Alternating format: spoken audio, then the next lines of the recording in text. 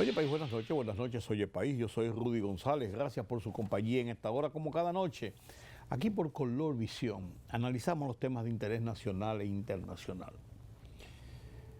No puedo dejar de mencionar una noticia penosa, triste para el país.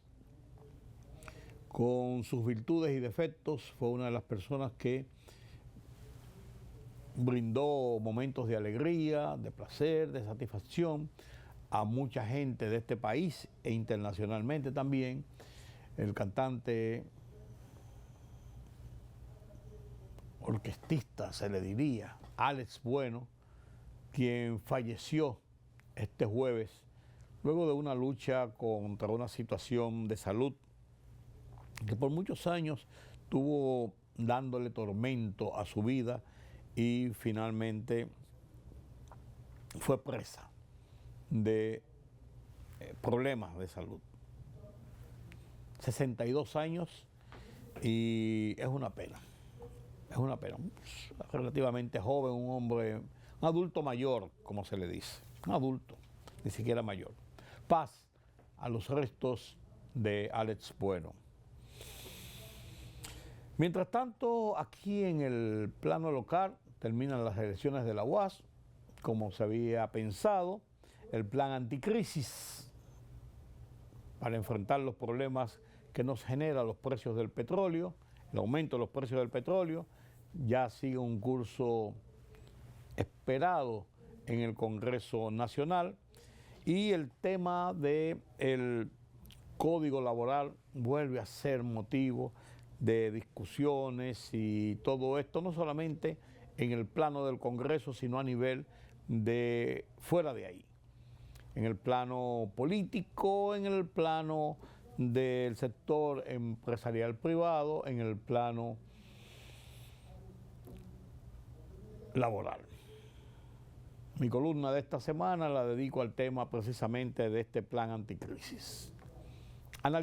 Analizamos en el último bloque la situación internacional con Julián Roa. Vamos a conversar sobre lo que está pasando en el Medio Oriente con la firma del acuerdo, las elecciones de Colombia, las elecciones de Perú, la visita de Antonio Guterres a República Dominicana y Haití. Todos estos y otros temas después de la pausa. La libertad solo reside en los estados en los que el pueblo tiene el poder absoluto. Por el respeto a los valores democráticos y la dignidad del pueblo dominicano, El Rumbo de la Tarde, plural, objetivo, comprometido siempre con la verdad. Con Georgie Rodríguez, Rudy González y Ramón Colombo. Los poderosos ya están en el aire.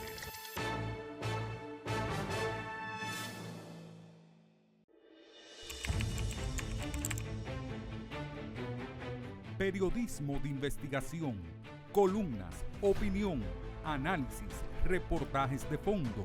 Hora por hora, una completa plataforma multimedia. Periodismo con valor. Noticias horaporhora.com.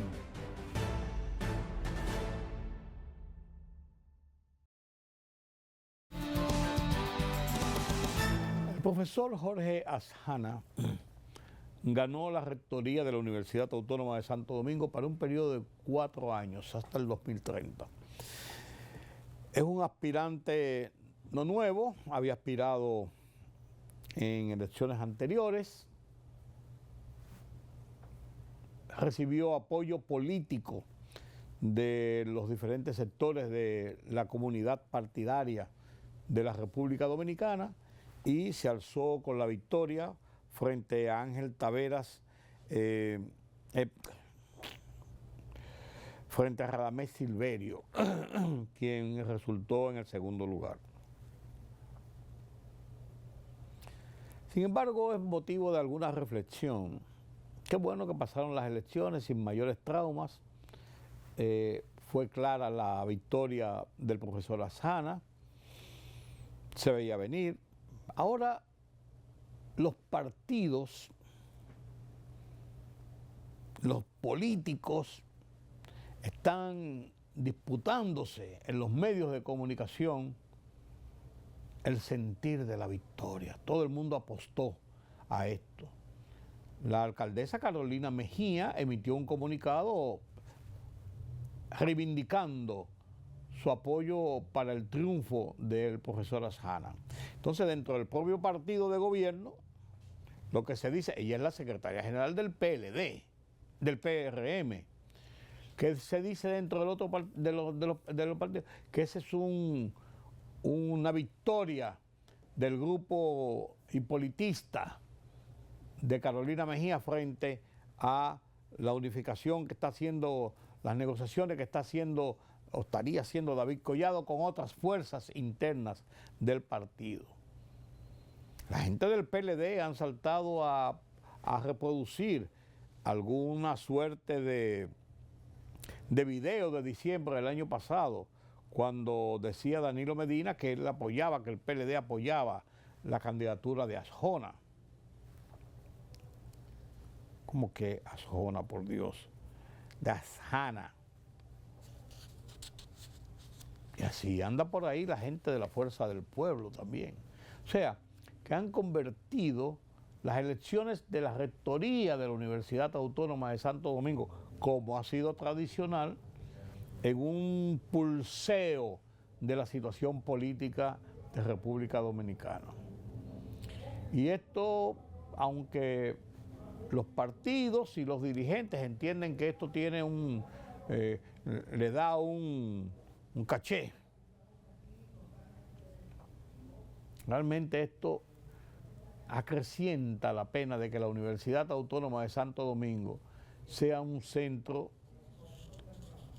más político que académico, de donde salen unos entuertos. Yo soy guasdiano, para que no me vengan con, yo estudié en la UAS, yo soy guasdiano, a mí me gusta mi universidad, pero no tengo necesariamente que comulgar con una serie de cosas que pasan y han pasado en la Universidad Autónoma de Santo Domingo. Y están ahí, latentes todavía. Por Dios, latentes todavía, nuestra UAS. El tema del Código Laboral ha vuelto a ser motivo de discusión. Los empresarios han insistido en que no se le dé el paso final para una aprobación por el tema de la cesantía principalmente, y algunos otros puntos que los empresarios reclaman como que significan un revés para sus posiciones empresariales. Parece que iba todo caminando para que la Cámara de Diputados lo aprobara y todo, pero ellos insistieron en que se hicieran nuevas reuniones. Tienen un montón de tiempo dándole vueltas y vueltas y vueltas y vueltas y vueltas y no llegan a una conclusión. El presidente Luis Abinader le puso la tapa al pomo el miércoles o el jueves, martes o miércoles de esta semana, una declaración pública, estando en la conclusión de una inauguración. Los periodistas le preguntaron y él dijo que la posición del gobierno ha sido, palabras más, palabras menos, ha sido y se mantiene en que la cesantía, el tema de la cesantía no se toque, que se mantenga la cesantía como una conquista de los trabajadores, por lo menos en este momento, con la reforma que se está haciendo del código, y que más adelante se verá ese tema. Pero que eso no debe de tener el código.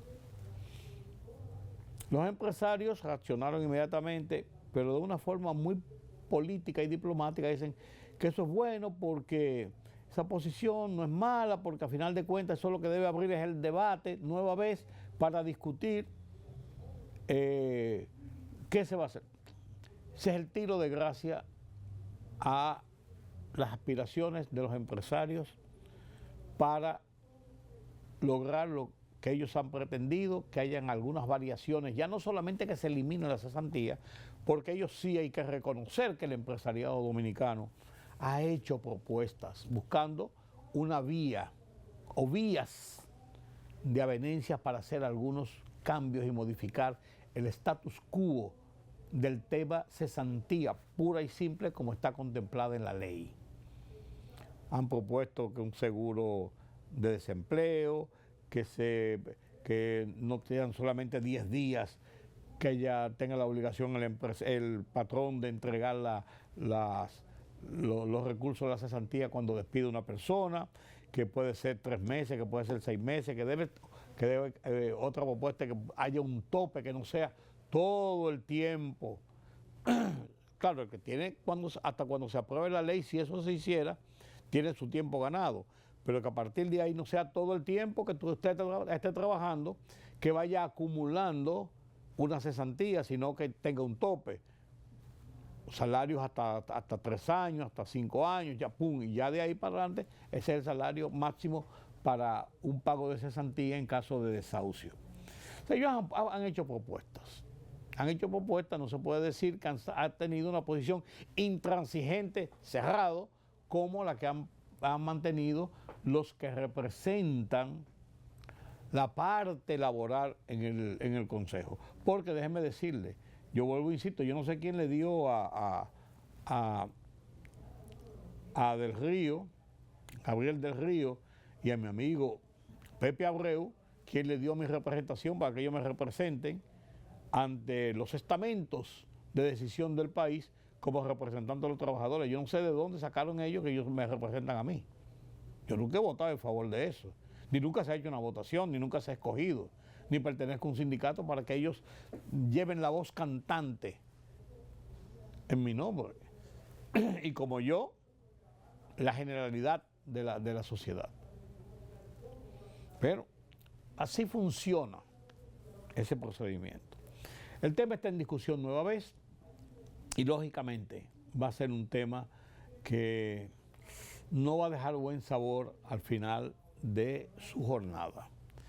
Mientras tanto, el plan anticrisis que presentó el gobierno desde la semana pasada ha corrido una suerte rápida en el Congreso Nacional, un Congreso controlado cuantitativamente por el partido de gobierno.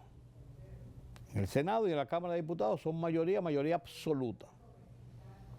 Fue aprobado de una forma rápida en una comisión bicameral que lo conoció en 48 horas y rindió un informe positivo y se aprobó en el Senado de urgencia este miércoles, para no darle mucha vuelta, y se mandó a la Cámara de Diputados. Y el planteamiento es aprobarlo en la misma forma, rápido, y ponerlo en ejecución. Un plan de gobierno, un plan de anticrisis que hay que, de manera responsable, decir que es un plan ajustado a los requerimientos de una necesidad y de una emergencia que está viviendo República Dominicana a propósito del aumento de los precios del petróleo provocados por la guerra de Medio Oriente. Los que han estado diciendo lo contrario, que ese plan no sirve, que no se ha hecho ningún plan, yo personalmente me apeno. Hay una situación nacional que está por encima de los pareceres partidarios. Marca la realidad de la situación de la economía dominicana. Han pretendido azuzar a la gente contra esas medidas y eso solamente provoca intranquilidad sobre la paz social que vivimos en República Dominicana, que es uno de nuestros atributos principales, nuestra carta de presentación principales. Esa estabilidad social que genera, esa estabilidad política que genera esa estabilidad en la economía, que nos permite sentarnos y discutir los temas, trazar planes y buscar de aquí, buscar de allí, hacer esto y hacer aquello. No por la imposición. Así se ha manejado el tema. Fíjense que una de las cosas que tiene precisamente este plan que se ha estructurado, que se ha elaborado, plan anticrisis, es que el presidente Luis Abinader no es quien ha hecho los planteamientos ni las presiones directas como estructura de gobierno ni como jefe del Estado. Ha puesto el tema en manos de la autoridad que maneja la economía nacional,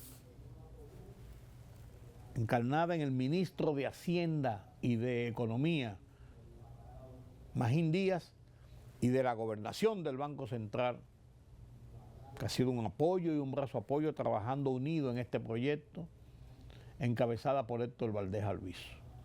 O sea, se ha visto una estructura armónica del sector económico oficial para hacer las presentaciones, dar las explicaciones públicas. Ya Magín, yo creo que no le queda ningún sitio donde acudir en todos los estamentos mediáticos principales del país para dar todas las explicaciones, someterse a todos los cuestionamientos y todas las entrevistas que sean necesarias y contestar cada una con la característica que tiene de no rehuir ninguna pregunta ni ninguna situación. Y es como debe ser. Yo creo que esta vez la oposición dio un FAO. Y que si bien hay sectores que indican que van a sufrir en alguna parte los rigores de las medidas anticrisis, no es menos cierto que está claramente entendida la razón y que es una realidad y un compromiso de todos. Punto. Sobre ese tema dediqué mi columna de esta semana en el Listín Diario. Se llama igual que este programa, Hoy es País. Y hago no un análisis, un comentario sobre la responsabilidad que se ha tomado ante la crisis. Y pondero cómo se ha manejado el tema. Comparto con ustedes mi columna del Listín Diario de esta semana, Hoy es País, titulada Responsabilidad ante la crisis.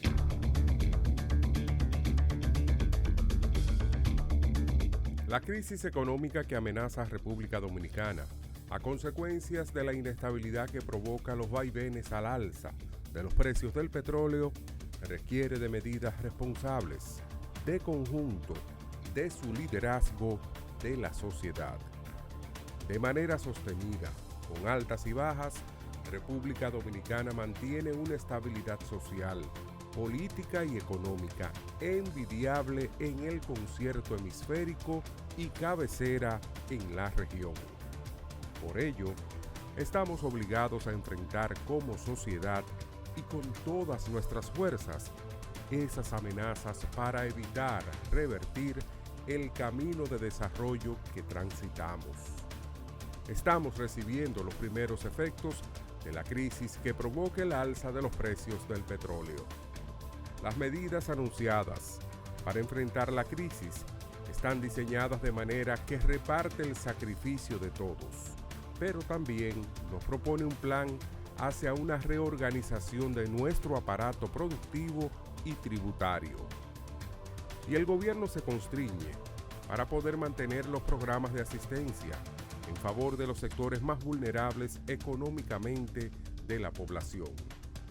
Por ello es correcta la observación del ministro de Hacienda y Economía, Magín Díaz, de que es preferible tomar hoy las medidas de contención que hacerlo obligados en medio de la crisis bajo la presión social. Por ello, las medidas anunciadas han recibido un respaldo de la generalidad de los sectores de la sociedad. En el otro extremo, irresponsable y penosamente, sacan la cabeza representantes de sectores de la política partidista de oposición que buscan, como de costumbre, pescar en río revuelto, pretendiendo hacerse los graciosos, asusando con engañifas a la población contra el status quo. Por suerte, pocos le creen y menos les hacen caso. La libertad solo reside en los estados en los que el pueblo tiene el poder absoluto. Por el respeto a los valores democráticos y la dignidad del pueblo dominicano, el rumbo de la tarde, plural, objetivo, comprometido siempre con la verdad. Con Georgie Rodríguez, Rudy González y Ramón Colombo. Los poderosos ya están en el aire.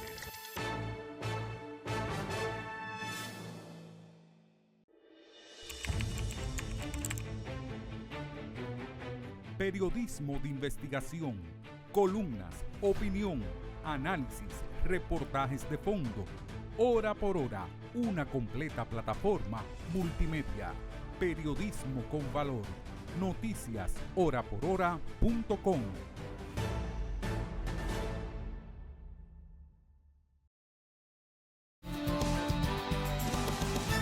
Gracias por continuar con nosotros aquí en Oye País. Como lo decía en el bloque anterior, el tema de los acuerdos llegados en la situación de guerra de Medio Oriente significa un alivio para el mundo. ¿Hasta cuándo va a durar? ¿Cómo va a durar? ¿Debió haber comenzado? ¿Debió haberse dilatado tanto? Uno no sabe, a final de cuentas.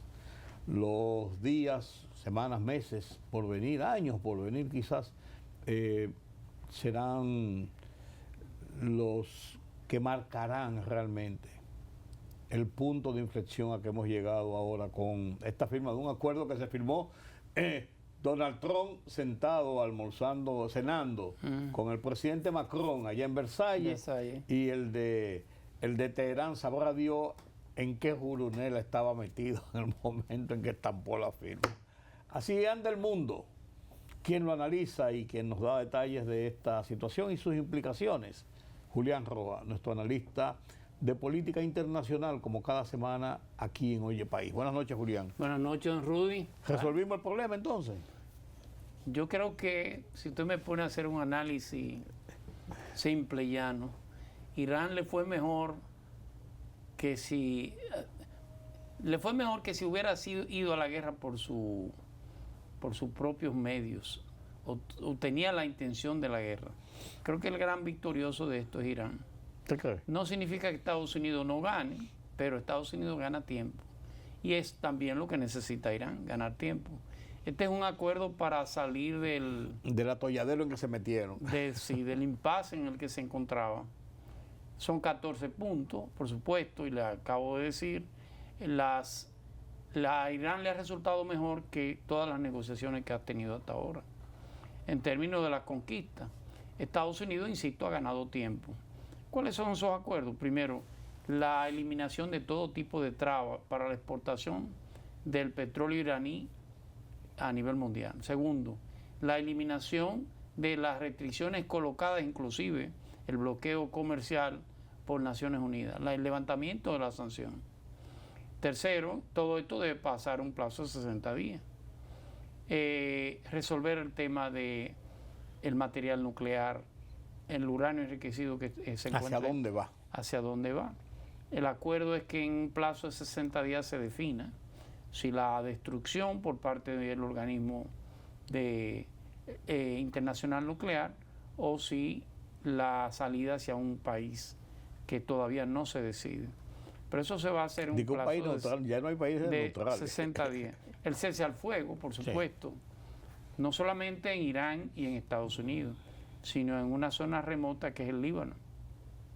Lo dice de una manera u otra. Desde el primer punto, y lo fue repitiendo, eso de que el tema del Líbano estaba involucrado. En pocas palabras, Estados Unidos ha negociado por Israel. Ha asumido la responsabilidad de que Israel no va a atacar al Líbano y va a retirarse de los territorios del Líbano en los próximos 60 días. Y por supuesto, o sea, yo creo que es la parte más compleja, difícil de cumplir, compleja, sí. Porque le está exigiendo al Estado judío que lo haga, pero Hezbollah, que es la parte contraria, no es un Estado. Por lo tanto, usted no lo puede poner a comprometerse a nada. Esa situación entre Hezbollah e Israel no responde directamente a lo que hace Estados Unidos e Irán, que sí actúan por sus propios estados. Claro, el acuerdo plantea de eliminar el estímulo financiero que produce Irán a Hezbollah y a los grupos de este tipo. Por eso nunca ha sido la bolsa de valores. Nunca ha sido otra cosa de otro ni el dinero se lleva de manera directa. Pues te digo, eso no es la bolsa de valores, que tú vas y recoges. Y algo muy importante es, dentro del plazo de los 60 días, colocar una especie de negociación para la administración del Estrecho de Hormuz, para tener cierto tipo de tutelaje, que en este caso será entre Irán y la República de Omán. Algo que era de aguas internacionales, sucede que ahora podrá ser un punto clave en la administración iraní. Omán es un territorio pequeño, Sí. es un territorio que se ha manejado con cierto grado de alejamiento de los conflictos de Medio Oriente. Usted no puede colocarlo en el ámbito del chiismo, como tampoco, aunque la mayoría es sunita, pero no es radical. Es un país que se ha manejado de bajo perfil. En pocas palabras, no veo cuál es el gran beneficio para Donald Trump. Y algo muy importante, es una especie de inversión, no se habla de compensación, sino de inversión por parte de Estados Unidos y sus aliados de cerca de 300 mil millones de dólares para la recomposición de los territorios iraníes. Parte de lo que Donald Trump había dicho es que con el gobierno de Obama, los acuerdos nucleares, dentro de los acuerdos estaban 1.300 millones de dólares. Pero estos son 300.000. Sí. Es como una especie de pago por la guerra.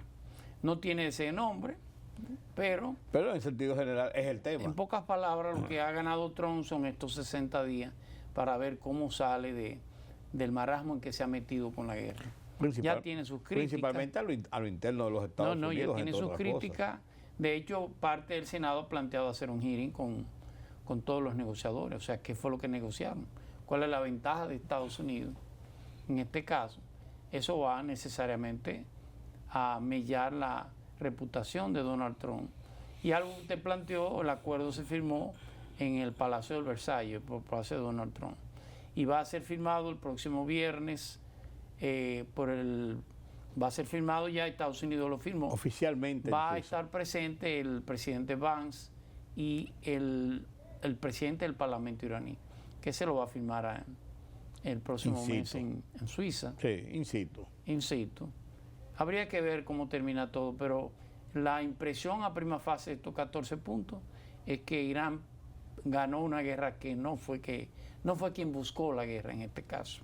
Ahora, lo interesante es el futuro inmediato. Por cómo se ha manejado esto en las formas altisonantes de parte y parte, no es un grupo que se ha sentado y ha discutido con capacidad de decisión. Así es. Si esto es esto, esto es esto, este punto no va, este punto le quitamos esta coma, le quitamos este punto. Eso ha sido entre provocaciones, entre insultos, entre amenazas, entre bombardeos eventuales. Y uno ve entonces que es muy frágil todo lo que queda allí. Por lo menos hay un alto al fuego. Por eso no se habla de un acuerdo, sino de un entendimiento. Sí. Un memorándum de entendimiento, porque en caso de cumplirse los puntos, entonces el acuerdo será en 60 días. Sí. Lo difícil es que se cumplan, lo confieso. Ahora, también me deja en el aire, a mí, el hecho de los vecinos circundantes, no solamente en el caso de Israel, sino que Irán en un momento determinado ha atacado a otros de los vecinos. O sea, ¿en qué posición quedan estos vecinos contra un Irán que es capaz de atacarlos a ellos? Entonces, ¿cuál es su protección, por así decirlo? O sea, es una situación compleja todavía ahí. La posición geopolítica de Irán ha mejorado innegablemente. Si Irán ha sido capaz en una guerra de negociar y sentar en una mesa a los Estados Unidos, significa en la conciencia del iraní de que Irán está a la altura de Estados Unidos. Significa que su imagen interna del gobierno va a fortalecerse. Sí, eso es va claro. a disminuir la disidencia y, por supuesto, los vecinos van a entender que tienen al lado un país que fue capaz de no permitir que Estados Unidos hiciera lo que le diera la gana. La posición iraní va a mejorar, por supuesto, y va a generar cierto tipo de admiración por algunos de los países árabes. El caso de Qatar va a ser un país aliado a Irán, no le quepa la menor duda. Siempre lo ha sido, pero ahora con mayor fuerza.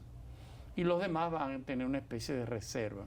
Van a pedir mayor protección militar por parte de los Estados Unidos. Y de un modo u otro va a atemorizar a toda la región. Israel que es la incógnita de cómo va a seguir los procesos de Israel, porque Israel no solamente ha estado involucrado en este caso de guerra, sino que ha estado involucrado en el Medio Oriente en una guerra permanente por muchos años. Por una razón de subsistencia, por una razón de enemistad, por una razón de demostración de fuerza, por lo que tú quieras. Pero es una realidad. Hay un actor que no hemos mencionado, que ha sido uno de los países más beligerantes contra los Estados Unidos. Se llama Siria.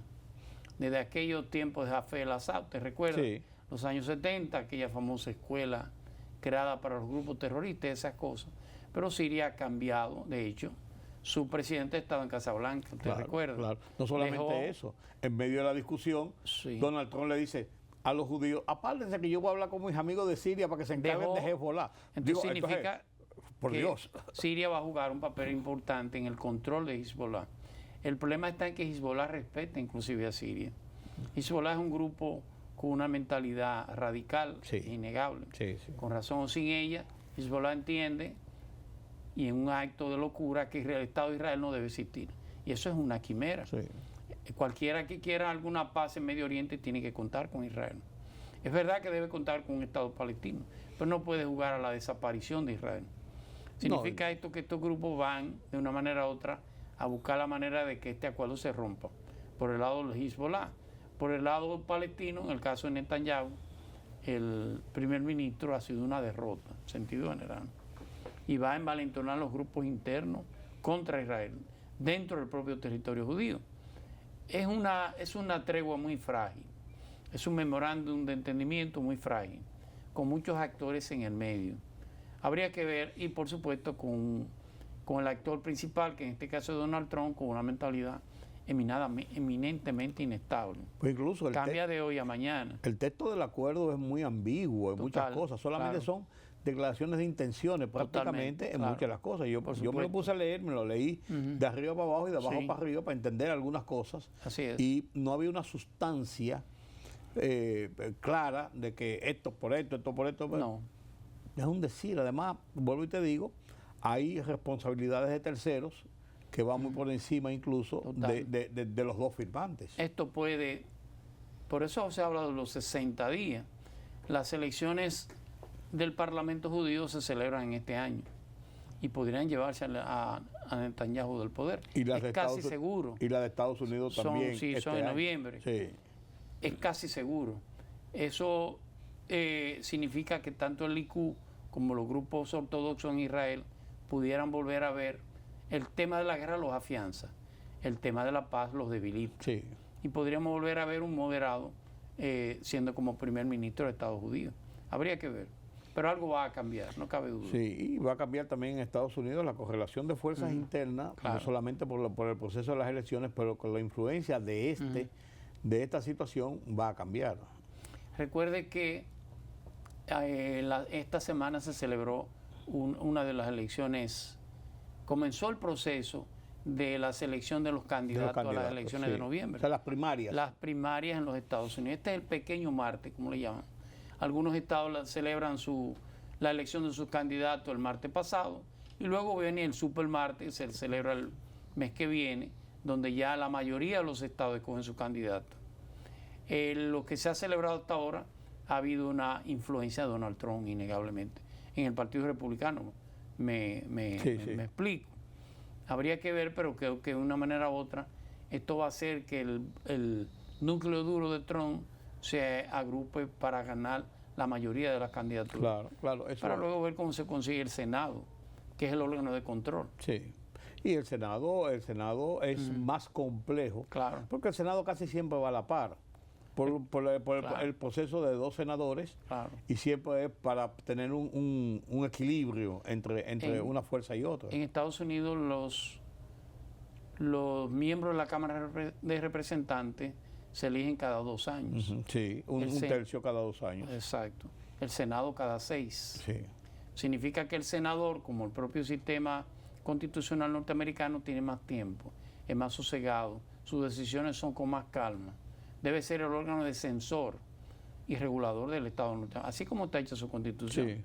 Fíjese que inclusive el presidente del Senado es el vicepresidente. Sí, de los el Estados presidente ad Unidos. hoc, sí. Sin embargo, Ellos tienen un speaker, pero al final quien decide, inclusive con el voto de decisión, cuando hay un empate, es el vicepresidente de la República. Sí, que incluso tiene un asiento Claro, arriba. más alto. Sí, va más Así alto que es. todos. Hay 2 senadores por cada estado. Hay un senior, que es el de más edad, y hay un junior. El de más edad no, el que generalmente se elige primero. Y eso genera un tipo de compensación. Sí, sí. No importa el tamaño del estado. Sí. California, por ejemplo, tiene 57 delegados, 57 representantes, pero tiene 2 senadores. 2 senadores. Igualmente que Rhode Island o Sí. que Iowa. No importa el tamaño del estado, hay un contrapeso en el Senado de los Estados Unidos, no así en la Cámara de Representantes. ¿Qué pasaría si Trump pierde ese control? Bueno, va a haber Que mayor... es precario en cierto modo, Así es. porque hay republicanos que le Sí. votan en contra a posiciones Sí. de la Casa Blanca. Bueno, no solamente si pierde el control, va a haber mayor presión sobre su administración, pero él podría perfectamente ser juzgado por decisiones que ha tomado y que el Senado no ha discutido, por un tema de ponerse de acuerdo, pero podrían discutirse. Y él podría terminar en una especie de impeachment, un juicio político. Si pierde el Senado, es casi seguro que vaya a ir a un juicio político. Terrible. Mientras tanto, lo que está en juicio político en América Latina son las elecciones de Colombia y de Perú. Pues las elecciones de Colombia son para este domingo. Sí, así es, domingo Pero, 21. sí, pero veamos qué pasa con las elecciones de Perú finalmente. Porque todo indica que Keiko Fujimori Sí. se alza con el poder. Así es. Pero con un margen tan precario que una revisión de votos va a mantener mucha tensión, aunque no varía Claro, a final de cuentas, claro. pues va a mantener mucha tensión porque podía haber Sí. un cambio. De hecho, el candidato opositor, Roberto Sánchez, ha admitido la derrota frente a Keiko Fujimori.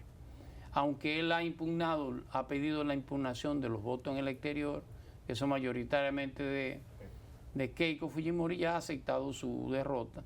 Le ha pedido inclusive que dentro de sus decretos esté la amnistía al expresidente Pedro Castillo.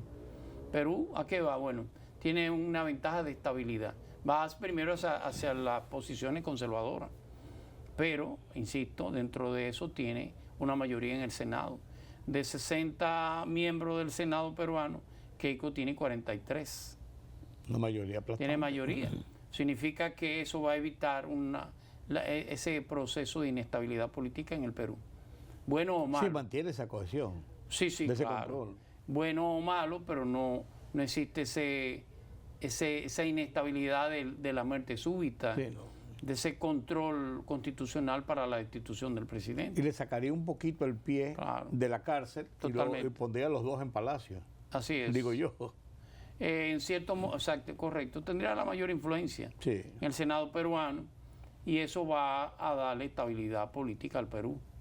No estoy diciendo que las medidas que vaya a tomar sean liberales y nada. Va a gobernar como ella ha dicho. Sí.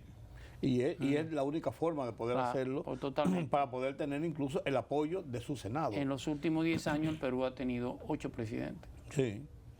Y ahora tiene un parlamento bicameral otra vez. Sí, Sí. claro.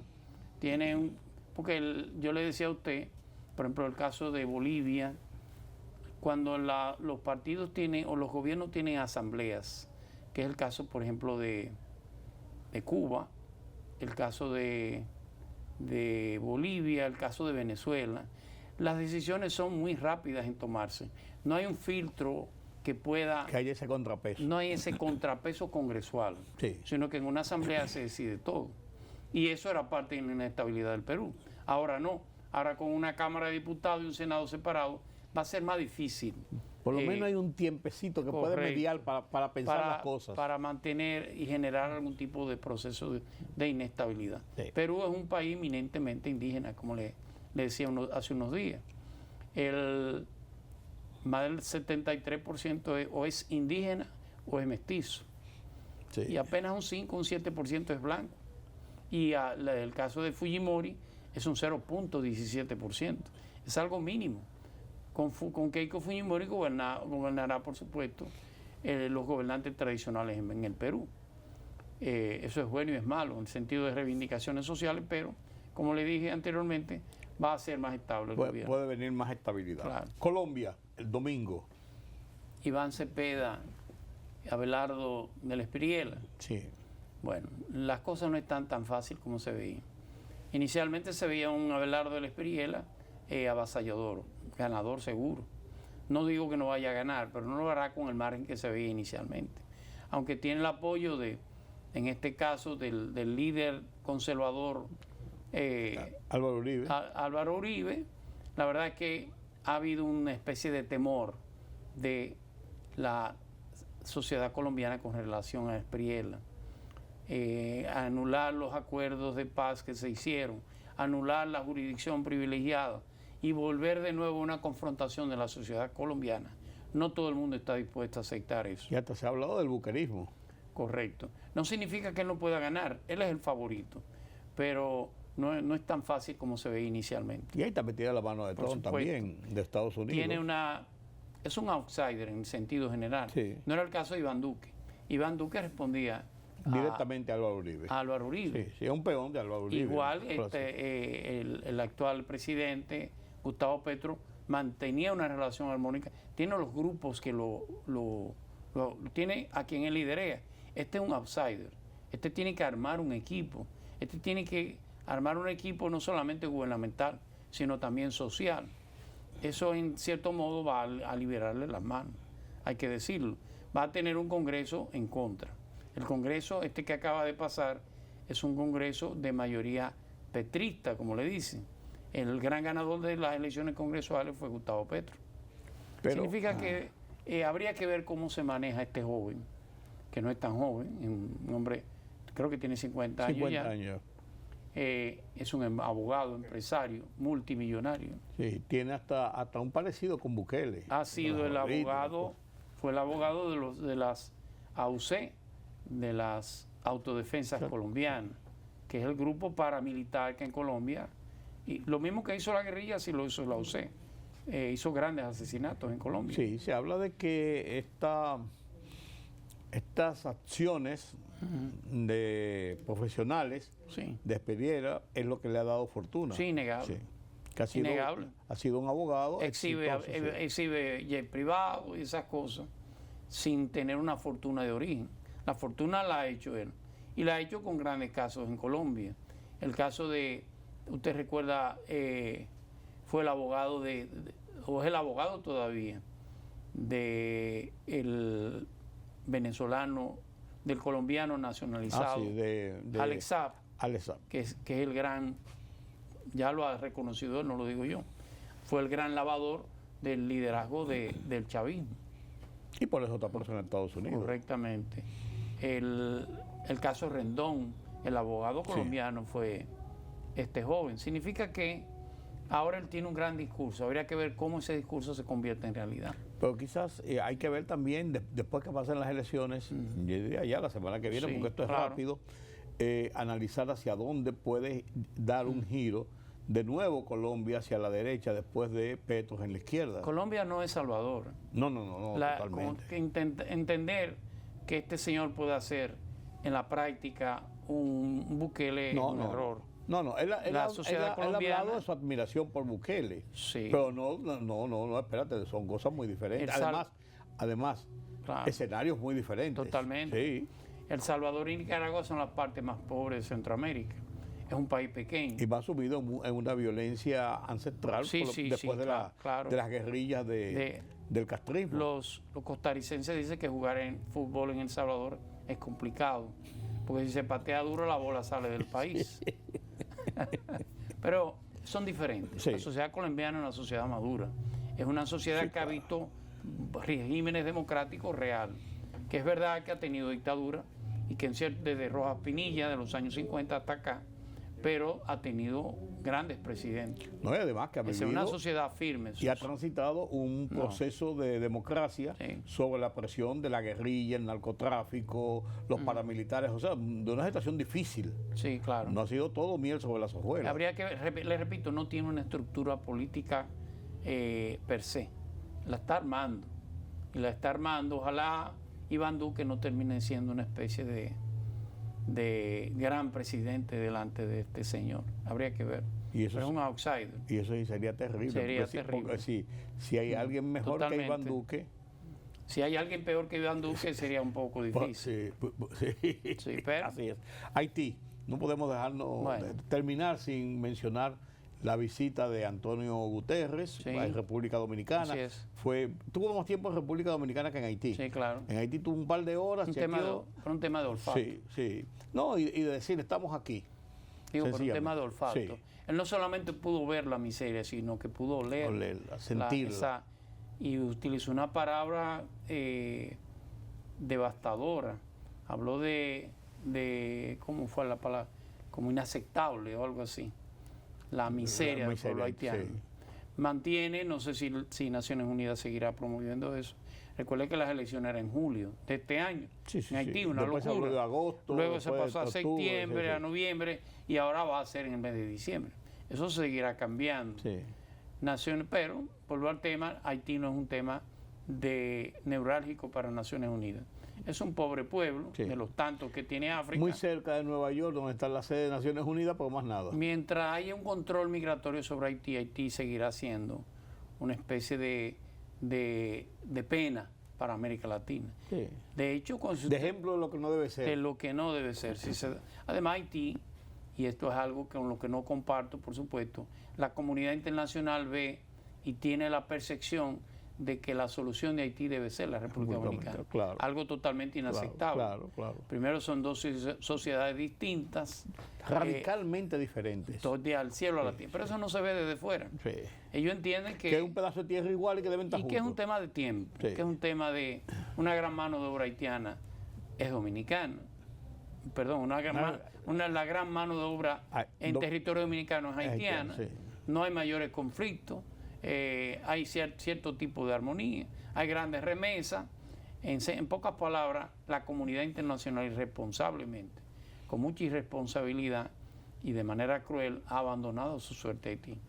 Y Haití es un peligro. Si para alguien es un peligro realmente la situación haitiana, es para la República Dominicana, que no podrá Totalmente. cargar de ninguna manera con esa crisis haitiana. Es una decisión que se ha tomado desde mucho tiempo, Ujú, que nunca claro. se le ha dado beligerancia, Así es. pese a las coyunturas que ha seguido esta situación de nacional e internacional. No le gusta a la gente, pero Haití no es para una democracia. Por ahora no. Haití, le guste o no, necesita a alguien que lo controle, que lo regule. Usted dirá un dictador, no lo sé. Sino un dictador, un fideicomiso internacional. Alguien realmente, unos cascos azules de 20 años. Claro. Cascos azules y una administración que maneja Haití por 20, 30 años, en lo que logra sembrar esa semilla de la democracia y el tema de la gobernabilidad en Haití. Qué El complicado. Haití per se ya no se gobierna, No, qué complicado. ni tiene manera de cómo hacerlo. Yo le voy a hacer una pregunta final. Ujú. Si usted quiere la contesta, si usted Muy no la bien. contesta. Usted que sabe tanto de tripa, le voy a pedir que me desenrede este Desenrede. mondongo. Ajá. ¿Qué es de barbecue? Bueno, ese es un mejor ejemplo de Haití. Debe estar en Haití. Eso es un dron. No se utiliza un dron para muchas cosas. No se utilizó para, bueno, Pero se ha salido de los medios, porque él era un hombre Totalmente. mediático realmente. eso es una llamada de teléfono, para que usted Sí. tenga una idea. Una llamada de Washington. Te esperamos aquí o te retiras. No tiene que hacer más nada. No hay que pelear ni hacer nada. Pero repito, hay una especie de abandono, no solamente de Estados Unidos, sino de la comunidad internacional, incluyendo, por supuesto, América Latina. Mientras no le moleste, no va a haber problema. Sí. Quienes tenemos que observarlo siempre somos los dominicanos. Claro. Definitivamente. Para nosotros sí es un verdadero peligro. Un peligro. Un Totalmente. peligro latente, real. Y entender los dominicanos que la solución de Haití no está a la vista en estos momentos. Tenemos que seguir defendiendo el tema de la soberanía y el tema de la frontera. Gracias a don Julián, gracias a ustedes por acompañarme en este conversatorio con Julián Roa. Analizamos la situación internacional. Qué buenas informaciones, qué buenas explicaciones de lo que uno ve en los medios, pero hay que meter el bisturí para poder entender a veces muchas cosas como ese el lío de Haití. como el lío de Medio Oriente, y qué no decir de Perú y de Colombia, que son los temas que hemos analizado en esta noche. Gracias por su compañía. Mañana nos vemos nueva vez aquí en Color Visión. Yo soy Rudy González. Pasen un feliz resto de la noche. Gracias, don Julián. Exacto.